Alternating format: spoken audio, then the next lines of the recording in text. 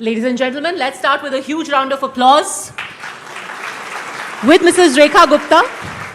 It's always good to see women power on stage, and she is now one of the very few lady chief ministers that we have across the country.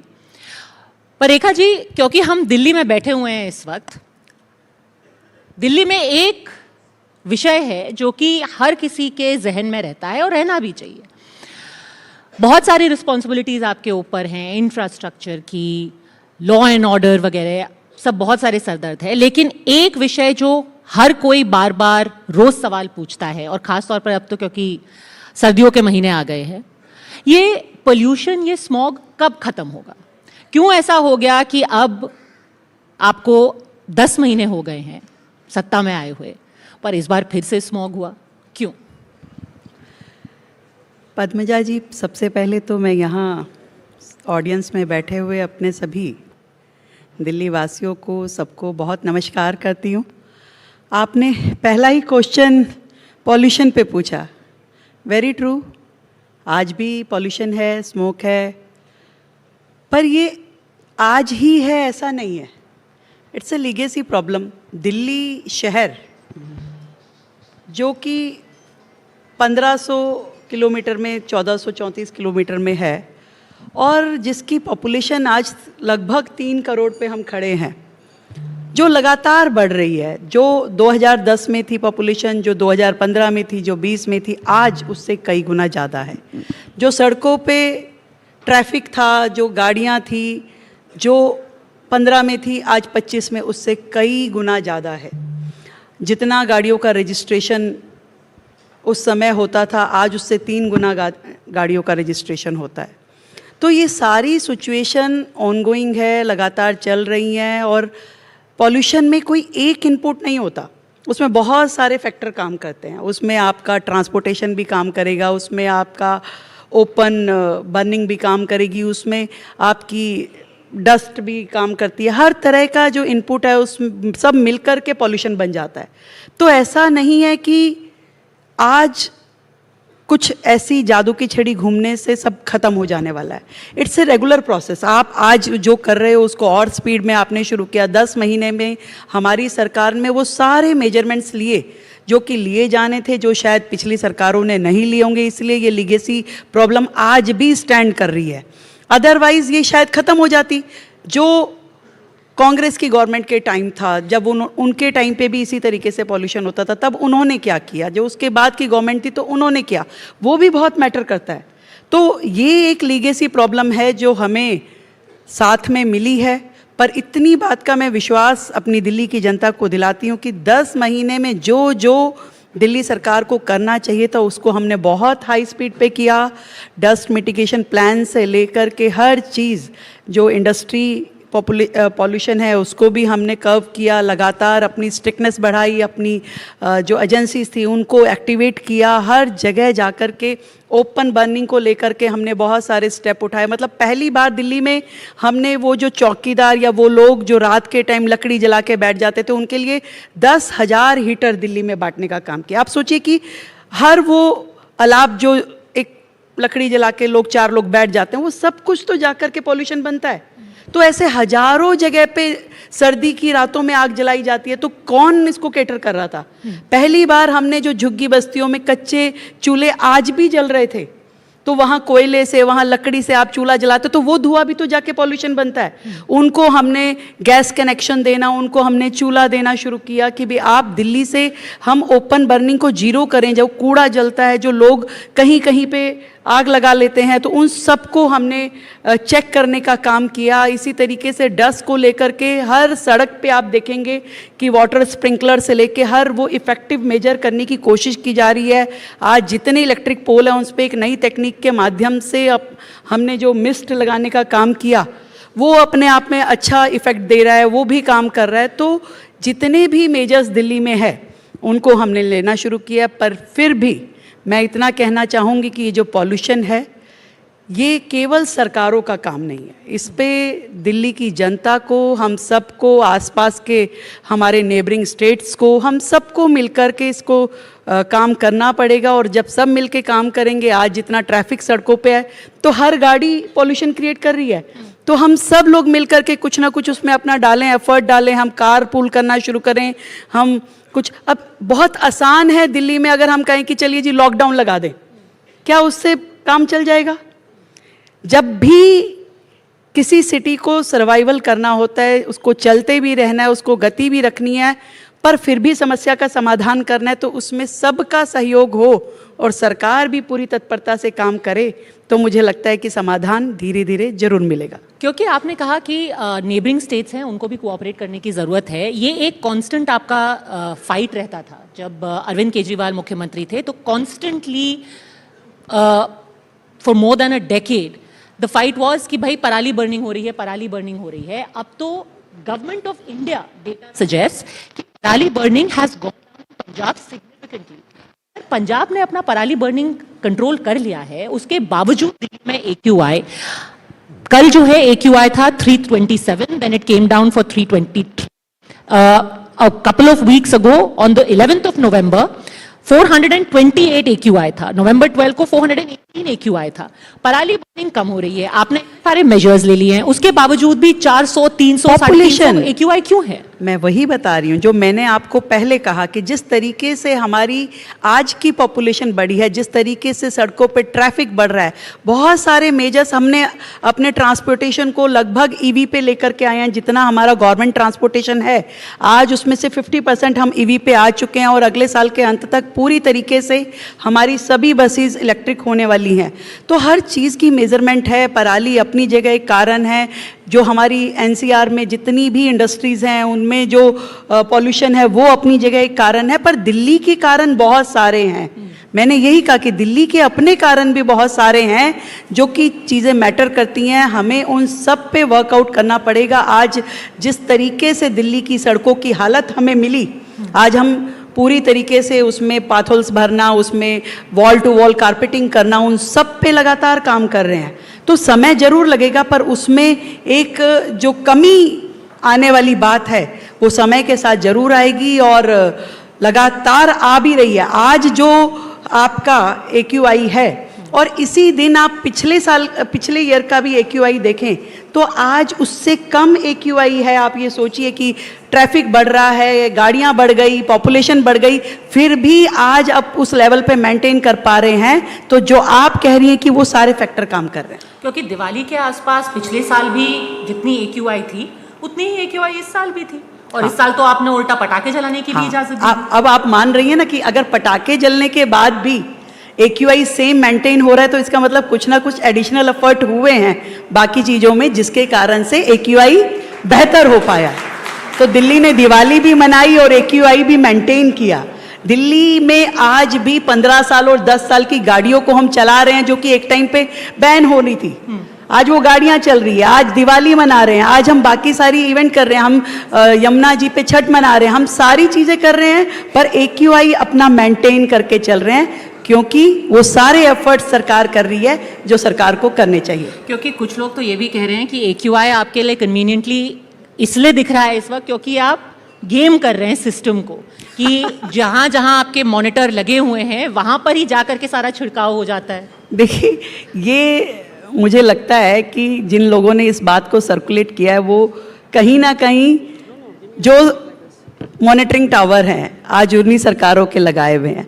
आप मुझे बताइए hotspot क्या होता है? Hotspot वो होता है कि जहाँ सबसे ज़्यादा पॉल्यूशन होता है, ठीक है। सॉल्यूशन क्या है? आप वहाँ पे स्प्रे करते हैं, वाटरिंग करते हैं, आप मिट्टी को बिठाने का काम करते हैं। तो स्प्रे हॉटस्पॉट पे ही तो करेंगे आप, कोई मॉनिटर पे करके AQI डाउन होता है क्या? और AQI एक ऐसा आपका टेम्परेचर है, आपको जो किसी भी इंस्ट्रूमेंट से पता चलता है, तो उसमें watering is the only solution जो हम भी कर रहे हैं, जो पिछली सरकारें भी करती थी, और वो हॉटस्पॉट पे ही होता है। जहां सबसे ज्यादा पॉल्यूशन होगा वहीं तो आप सफाई करेंगे। मीटर पे तो नहीं मार रहे आप जाके पानी? देखिए, वो कुछ भी कह सकते हैं, उन्होंने तो पहले दिन से आके कहा कि हाँ जी बताइए आप क्या कर रहे हैं, आपने पॉल्यूशन पे क्या किया। तो मुझे लगता है कि जो काम वो 11 साल में नहीं कर पाई पिछली सरकारें, उन्हें ये उम्मीद है कि ये बीजेपी की सरकार 100% कर लेगी और तुरंत कर लेगी, इसलिए वो हम में विश्वास रखते हुए लगातार हमसे पूछते हैं कि भाई अभी तक नहीं हुआ। तो उन्हें हम में ये विश्वास है, मैं धन्यवाद करना चाहती हूँ उन लोगों का, और निश्चित रूप में करके दिखाएंगे, इसका भी मैं विश्वास दिलाती हूँ। क्योंकि देखिए एक बहुत मशहूर गाना है ना, जो वादा किया वो निभाना पड़ेगा। हर वादा निभाया जाएगा और उस पर लगातार काम होगा, और हो रहा है। वो दिल्ली की जनता भी देख रही है और वो लोग भी देख रहे हैं, तभी उन्हें लगता है कि भाई ये इतना सब कुछ कैसे हो पा रहा है। आपने कहा कि आप AQI मेंटेन कर रहे हैं, मेजर्स लिए जा रहे हैं, पर एक तो हवा की बात हो गई, दूसरा यमुना, जब छठ का वक्त था तो हमने देखी थी कि बोट्स जा रही थी, वहां पे वो केमिकल डाला जा रहा था जिससे फ्रॉथ कम हो रहा था। अब फ्रॉथ वापस आ गया है, जो झाग था भले से ही छठ के वक्त पर वो कम हो गया था, वापस यमुना वैसी ही गंदी क्यों हो गई है? क्यों उसमें वापस झाग, वो सफ़ेद झाग दिखाई दे रहा है? देखिए, यमुना क्लीनिंग एक बहुत बड़ा विषय है, आस्था का विषय भी है और काम करने के लिए एक बड़ा प्रोजेक्ट भी है।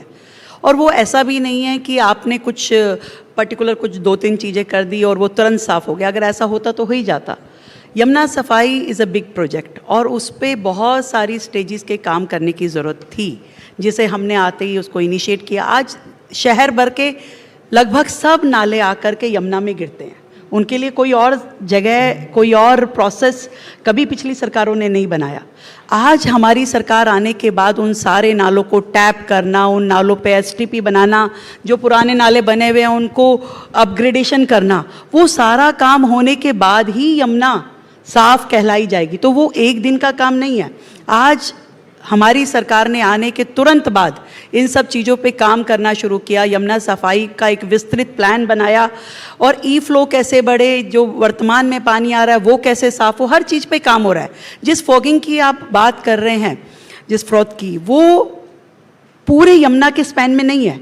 एक जो हमारा ओखला बिराज है, उस ओखला बिराज का स्ट्रक्चर इस प्रकार का है कि वो ऊपर से नीचे गिरता है पानी, और क्योंकि ऑलरेडी पानी में इतने केमिकल होते हैं, क्योंकि इंडस्ट्रियल इन्फ्लुएंट उसमें होता है, तो वो पानी जब नीचे गिरता है तो वो उसमें झाग बनता है।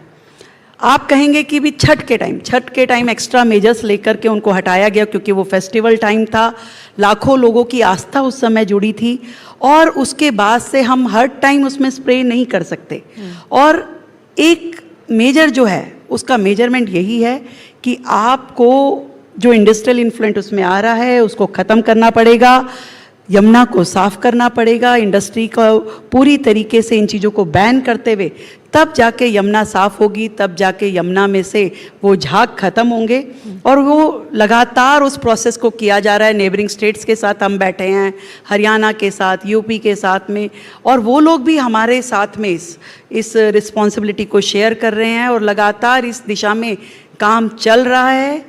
रोज़ाना मैं कह सकती हूँ एक स्टेप हम आगे होते हैं, और यमुना की सफाई की दिशा में बेहतर रिजल्ट देने के लिए काम चल रहे हैं। तो आप कह रहे हैं कि ओखला को छोड़ करके बाकी जगह यमुना में नहीं, झाग नहीं है? आप जाके देखिए ना, मैं केवल आपको यहाँ नहीं बोल रही हूँ, आप किसी भी रील में कोई भी जो दिखाते हैं जाकर के, वो एक पॉइंट है जिस पॉइंट पे उसका फ्लो इस तरह का हो जाता है कि ऊपर से पानी नीचे गिरता है, और उसके अंदर जो केमिकल होते हैं वो केमिकल फॉर्म का रूप ले लेते हैं। गेमिंग द सिस्टम की जहाँ तक बात थी, छठ पे आपने कहा कि हम इस बार सरकार ने स्पेशल मेजर्स लेकर के यमुना पर घाट बनाए, 17 जगह पे आपने अलग अलग घाट बनाए थे। वासुदेव घाट को लेकर के बहुत कंट्रोवर्सी हुई, जहाँ पे एक वो image, and everyone will know that image, that you have the main river, और उसके बगल में आपने एक छोटा सा पॉन्ड टाइप का बना रखा था। आपने वो स्पेशल पॉन्ड बना करके, जिसमें ये कहा जा रहा है कि आपने बिस्लरी का पानी डाला अलग से, और वो यमुना था ही नहीं। बाहर यमुना गंदी थी, अंदर रेखा जी ने बिस्लरी का पानी डाल दिया। क्यों? देखिए, ये जो विपक्ष के लोग हैं, इनका जो माइंड है ना, वो हमेशा इसी चीज़ में लगा रहता है कि कैसे कोई स्टोरी क्रिएट की जाए। वो लोग इस बात को, जो उनके टाइम में 11 साल उनका राज रहा, 11 साल में उन्होंने यमुना पे छठ पूजा बंद कर दी। उन्होंने कभी इस चीज़ को नहीं समझा कि लाखों लोगों की श्रद्धा आस्था उससे जुड़ी है और यहाँ छठ हम मना सकते हैं। उन्होंने पूरी तरीके से बैन कर दी। यहाँ तक कि कुछ लोगों ने जब जाके वहाँ छठ सेलिब्रेट की तो उन पे केस लगा दिया। हमारी सरकार आने के बाद में हमने ये डिसीजन लिया कि ठीक है हम यमुना पे छठ करेंगे और बहुत भव्य तरीके से करेंगे। 1, 2, 10, 17 नहीं, हमने पूरी दिल्ली में 1350 पॉइंट पे छठ पूजा की व्यवस्थाएं की। 1350 पॉइंट पे, कहीं पे हमने कॉस्मेटिक घाट बनाए, कहीं पे हमने पूल को यूज़ किया, कहीं पे अलग अलग तरीके से हर जगह लोगों की आस्था के साथ जोड़ करके हमने छठ घाट तैयार किए। और उसी तरीके से यमुना जी पे भी 17 जगह पे किए। और हर यमुना जी पे हमारा एक कंसेप्ट था, क्योंकि एकदम से स्टीप हो जाता है, किसी का पैर फिसलने से कोई गिर ना जाए, तो हर जगह पे उसकी बैरिगेटिंग की गई, पूरी यमुना पे की गई। कहीं पे लकड़ी से हुई, कहीं पे सीमेंट के कट्टों से हुई, कहीं पे मिट्टी से हुई।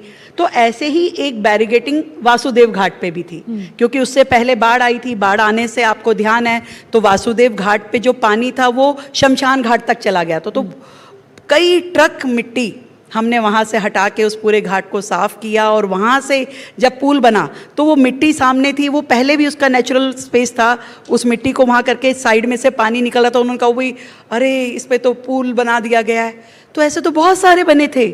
आपको, मुझे उस समय कुछ और नहीं करना था, मुझे उन लोगों की श्रद्धा के ऊपर काम करना था कि उन्हें मैं बेहतरीन व्यवस्थाओं के साथ में छठ पूजा के घाट दे सकूं, जो मेरे लाखों पूर्वांचल के भाई बहन दिल्ली में रहते हैं और वो खुश हैं। क्या दूसरे लोग बोल रहे हैं, अपोजिशन क्या बोल रही है, मुझे इससे कोई लेना देना नहीं। तो आप कह रही हैं कि वो पानी जो उस एंक्लोजर में था वो यमुना का पानी, यमुना का पानी था। वो मिट्टी की इस तरफ से आ रहा था, दूसरा दूसरी तरफ से आ रहा था। तो उन्हें लगता है अब मिट्टी का में से जो छन के पानी आ रहा है, वो कहे बिस्लरी का बोलो, किसी चीज़ का बोलो, गंगा जी आ गई। पर मैंने जो व्यवस्थाएं की अपने दिल्ली के पूर्वांचल के भाई बहनों के लिए की, वो लोग खुश थे। अब विपक्ष को इससे तकलीफ हो, पेट में दर्द हो, मुझे कोई इससे लेना देना नहीं। तो वो एक पाइप बताया जा रहा था, कोई हरा हरा पाइप निकाल करके आपने, वो पाइप आज भी है। वो पाइप वजीराबाद से होते हुए हैदरपुर प्लांट का एक यमुना का अनट्रीटेड वाटर है जो जाता है ओखला पे। वहाँ पे पानी जो साउथ दिल्ली को उससे मिलता है, तो वो अनट्रीटेड वाटर ही वहाँ से जा रहा है। तो वो पाइप से आप साफ गंगा पानी से आ लेके गया, रही थी? यमुना से आ गया। उनकी सोच इतनी इमेजिनरी है कि उसको कोई मेकअप नहीं कर सकता। वो कुछ भी सोच सकते हैं। देखिए क्या है कि 11 साल उन्होंने दिल्ली में राज किया, अब वो बेरोजगार हो गए हैं। अब वो क्या देखते हैं, वो सारा दिन ये देखते हैं कि रेखा गुप्ता क्या कर रही है, रेखा गुप्ता ने ऐसा कैसे कर लिया, 6 साल हम तो कर नहीं पाए यमुना जी पे छठ, इन्होंने कैसे कर लिया, अब कैसे हो पा रहा है। तो क्या करेंगे, वो छज्जे पे चढ़ते हैं, कभी मुंडेर पे चढ़ते हैं, फिर फोकस करते हैं, कैमरा से कुछ निकालते हैं, फिर बताते हैं। अरे भाई, उनको कौन जवाब देगा? दिल्ली की जनता जो मुझसे जवाब मांगती है मैं देती हूँ। उनके जवाबों का, उनके सवालों का कोई लेना देना नहीं है। कुछ तो लोग कहेंगे, लोगों का काम है कहना। पर एक चीज तो है कि जहां तक YouTube का सवाल है, फोकस तो आप ही के ऊपर है और सवाल वहीं पे आपसे पूछे जा रहे हैं और पूछे जाने भी चाहिए। देखिए, अच्छा है, लोगों को रोज़गार मिलता रहना चाहिए। रोज़गार तो दे ही रहे हैं, चाहे वो रील के माध्यम से वो लोग बना के काम कर रहे हैं, चाहे मीडिया पे आके काम कर रहे हैं। नहीं तो कैसे काम चलेगा? आप इतना तो अप्रिशिएट करेंगे अपनी मुख्यमंत्री को कि रोज़गार दिए रखा है उनको, कम नहीं किया। चलिए, एटलीस्ट क्रिएटर्स इकोनॉमी में आप कंट्रीब्यूट कर रही हैं। पर ये मुद्दा जो है, मैंने इसलिए पूछा वासुदेव घाट का, क्योंकि ये बिहार में एक चुनावी मुद्दा बन गया। ये भी कहा गया कि दिल्ली में पूरा ड्रामा किया जा रहा है। ये बताइए, वैसे आपका बिहार का एक्सपीरियंस कैसा रहा? आप मुख्यमंत्री बनी और मुख्यमंत्री से सीधे कितने 6 महीने के अंदर, 8 महीने के अंदर आप स्टार प्रचारक भी बन गई। बिहार का आपका कैसा एक्सपीरियंस था?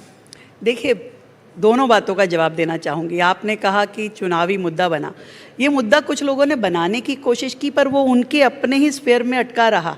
पर बिहार के लोगों ने, बिहार की जनता ने, पूर्वांचल के मेरे भाई बहनों ने हमें इतना आशीर्वाद दिया, इतना प्यार दिया, वो इतना खुश थे। आप एक एक चेहरा उस समय की आप निकाल के देखिए, आपकी खुद चैनल्स की रिकॉर्डिंग होगी, हर एक की आंखों में चमक थी, आशीर्वाद था, प्यार था। और वही प्यार और आशीर्वाद मुझे बिहार में भी जाके मिला, क्योंकि बिहार और दिल्ली अलग अलग नहीं है। वो लाखों परिवार, उनके सदस्य जो दिल्ली में रहते हैं, वो मन से बहुत खुश थे कि पहली बार सम्मान के साथ दिल्ली में उन्हें अपना ये महापर्व बनाने का मौका मिला। और वही प्यार और सम्मान उन्होंने मुझे बिहार में दिया। मुझे बहुत ही अच्छा लगा कि दिल्ली की इस बेटी को उन्होंने, बिहार के पूर्वांचल के भाई बहनों ने बहुत ही स्नेह और आशीर्वाद दिया। और बहुत बड़ी रिस्पॉन्सिबिलिटी है क्योंकि दिल्ली ने महिला मुख्यमंत्री रही हैं और शीला जी रही हैं, फिर आतिशी रही हैं, सुषमा जी रही हैं आपकी पार्टी से।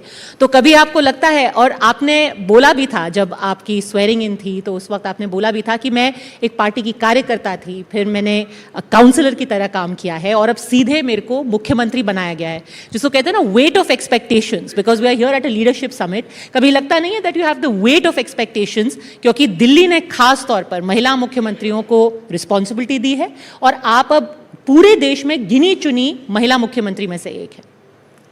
निश्चित रूप में दिल्ली की अपेक्षाएं, मेरी बहनों की अपेक्षाएं, पार्टी के कार्यकर्ताओं की अपेक्षाएं और दिल्ली की जनता की अपेक्षाएं, सबकी निगाहें, सबका विश्वास मेरे ऊपर है और इसीलिए मुझे भी अपनी जिम्मेवारी का एहसास है। और जो मैंने अपने इस 10 महीने के कार्यकाल में 24/7 अपनी दिल्ली की जनता के लिए काम किया कि केवल उनकी मुख्यमंत्री बन करके मैंने दिल्ली की समस्याओं को, विशेष रूप से जो लीगेसी प्रॉब्लम दिल्ली की है, उनको समाधान देने की कोशिश की है। वो केवल उस विश्वास के कारण कि मुझे आज उन सब के लिए जो उनका वर्षों की अटकी लटकी और भटकी समस्याएं हैं, उनके समाधान भी करने हैं और उनकी दिल की जो तकलीफ़ें हैं, दिल्ली वालों का दिल तो खुश होना चाहिए, इसके लिए मैं काम कर रही हूँ, लगातार कर रही हूँ और करती रहूँगी। तो शीला जी जब थीं तो उनको शीला आंटी कहा जाता था, अरविंद जी जब थे तो वो मफलर मैन के नाम से फेमस थे, तो रेखा जी को क्या बुलाया जाए?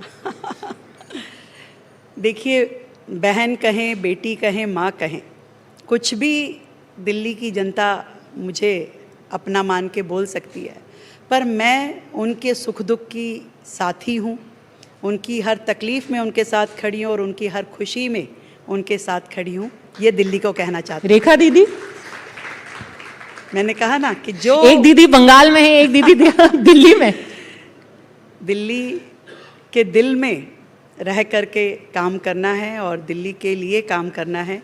तो मेरे दिल्ली के भाई बहनों को मुझे खुशी इस बात की है कि उन्हें मैं वो समय दे पा रही हूँ जो जिस मेरे एक एक क्षण पे उनका अधिकार है और मेरे शरीर के हर कण पे उनका अधिकार है। इसलिए मैं हमेशा दिल्ली वालों की हूँ और उनके लिए रहूँगी।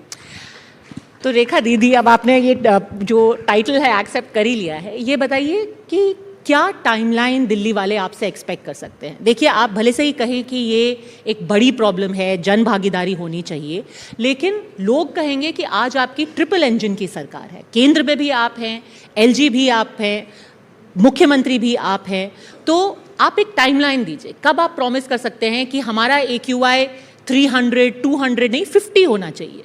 कब होगा हमारा AQI 50? कब यमुना जी में झाग खत्म हो जाएगा?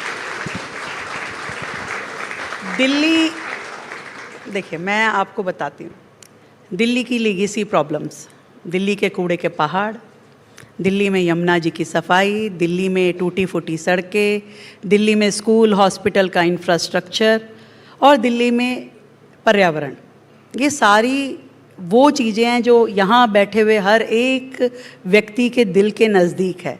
जो दिल्ली में उस तस्वीर को देखता है कि मैं यहाँ जब रहूँ तो मुझे फील गुड आना चाहिए, अच्छा लगना चाहिए। पर इतनी बात ज़रूर है कि ये एक लगातार किया जाने वाला काम है। कोई एक दिन में दिल्ली पूरी तरीके से साफ़ हो जाएगी या पूरी तरीके से कूड़े के पहाड़ हट जाएंगे, शायद पॉसिबल ना हो, पर लगातार काम होना, बिना रुके बिना थके काम चलना, ये इम्पॉर्टेंट है।